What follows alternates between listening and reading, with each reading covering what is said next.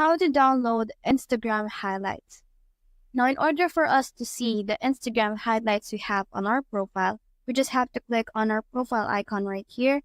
And now we will be able to see every highlight that we have on our Instagram.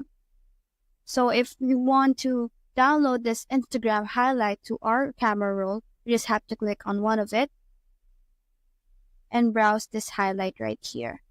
Unfortunately though, there is no direct way to download Instagram highlights. The easier way to do this is to screenshot the highlight that you have right now, let's say right here,